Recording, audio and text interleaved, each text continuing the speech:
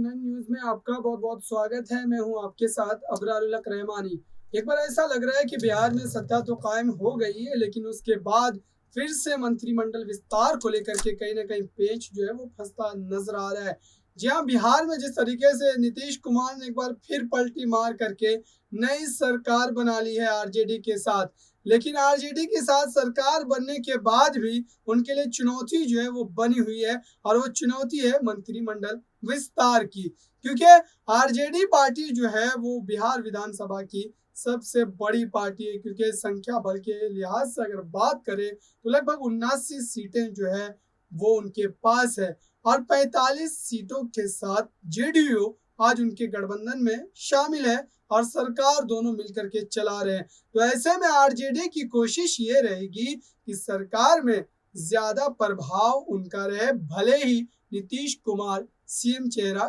क्यों ना हो, क्योंकि नीतीश कुमार की पार्टी के पास मात्र 45 सीट है और आरजेडी जो है वो 79 सीटों के साथ बिहार विधानसभा में सबसे बड़ी पार्टी है। लेकिन अब तक इस सस्पेंस को लेकर के जो बातें हैं वो राजनीतिक गलियारों में होनी शुरू हो गई है कि आने वाले दिनों में जो मंत्रिमंडल का विस्तार होना है उसको लेकर के कहीं ऐसा ना हो कि ऐसा पेच फंसे कि नीतीश कुमार फिर से एक बार पलटी मार दे। और यही डर जो है वो लगातार राजनीतिक पंडितों समेत बीजेपी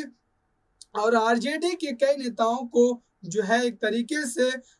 सदमे में डाले हुई है, क्योंकि बीजेपी ने सत्ता गंवा दी है और सत्ता गंवाने के बावजूद भी उनको यह आशा है कि आने वाले दिनों में फिर से नीतीश कुमार उनके पाले में आ सकते हैं। उनको ये उम्मीद अभी भी बरकरार है, क्योंकि नीतीश कुमार की छवि ही कुछ ऐसी है, और इसी छवि के लिए बीजेपी लगातार उनसे ये उम्मीद लगाए बैठी है। लेकिन क्या नीतीश कुमार फिर से एक बार आरजेडी को छोड़ करके भारतीय जनता पार्टी में आएंगे? यह आने वाला वक्त बताएगा, क्योंकि उनकी जिस तरीके से शैली है अभी बोलने की भारतीय जनता पार्टी पर, जब भी उनसे सवाल पूछा जाता है तो उनके लहजे जो होते हैं वो ये बताते हैं कि वो फिलहाल बीजेपी के साथ जाने के लिए मूड में नजर नहीं आ रहे। लेकिन जब उनके सामने चुनौतियां पैदा होंगी मंत्रिमंडल विस्तार को लेकर के, क्योंकि आरजेडी ये लगातार कह रही है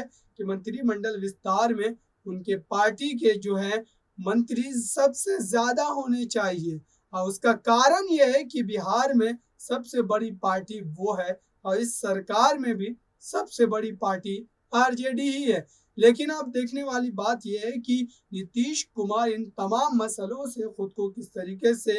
अलग कर पाते हैं, या इन मसलों का जो निवारण है वो किस तरीके से ढूंढते हैं। क्योंकि आरजेडी के जो अभी मुखिया हैं तेजस्वी यादव, उनके द्वारा कहा गया है कि हमारे साथ साथ कांग्रेस पार्टी को भी लगभग 3 से 4 मंत्री पद जो है वो देने होंगे, तभी जाकर के बात जो है वो बन पाएगी। फिलहाल के लिए इस रिपोर्ट में इतना ही। देखते रहिए ताज़ा तरीन खबरों के लिए नेक्स्ट 9 न्यूज को। धन्यवाद।